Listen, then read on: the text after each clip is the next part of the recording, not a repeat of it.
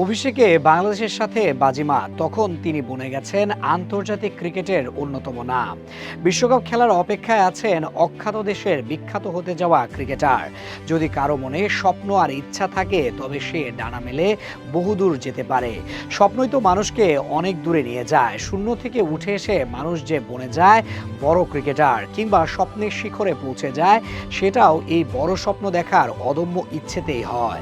যেমন হয়েছে পাকিস্তানি এক ক্রিকেটার, যিনি এক সময় ফল বিক্রি করেছেন রাস্তার পাশে। করোনার সময় এতটাই বাজে অবস্থা হয়েছিল তার, এর আগেও তিনি করতেন ওয়েটারের কাজ।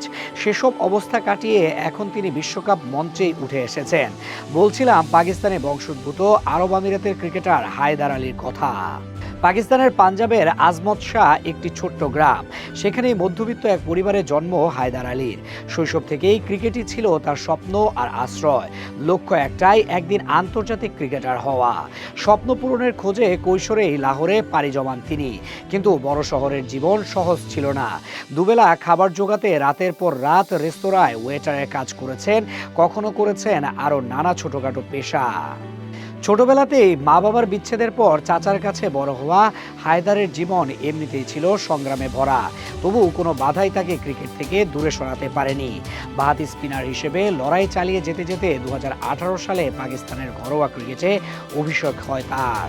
মনে হচ্ছিল স্বপ্ন বুঝি ধরা দিচ্ছে, কিন্তু সেই যাত্রা দীর্ঘ হয়নি। পরবর্তী সময়ের ঘটনা নিয়ে তিনি খুব বেশি কথা বলতে চান না। শুধু বলেন, জীবন অনেক সময় অপ্রত্যাশিত মোড় নেয়।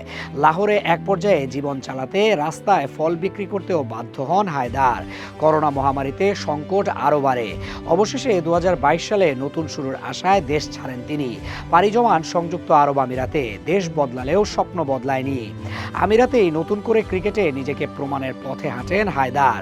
আইসিসির 3 বছরের আবাসন নিয়ম পূরণ করে 2025 সালে আমিরাতের হয়ে খেলার যোগ্যতা পান। সুযোগ পেয়েই বাজিমাত শারজায় বাংলাদেশের বিপক্ষে অভিষেকে 7 রান দিয়ে নেন 3 উইকেট। সেই সিরিজ জয় এনে দেয় আমিরাতকে ঐতিহাসিক সাফল্য। এরপর আর পেছনে তাকাতে হয়নি। আইএল টি20 জয়ের পর ডাক পান বিশ্বকাপ দলে। আজ চেন্নাইয়ে নিউজিল্যান্ডের বিপক্ষে মাঠে নামলে পূরণ হবে আজমত শাহের সেই ছেলেটার আজীবনের স্বপ্ন, বিশ্বকাপের মঞ্চে ক্রিকেট খেলা।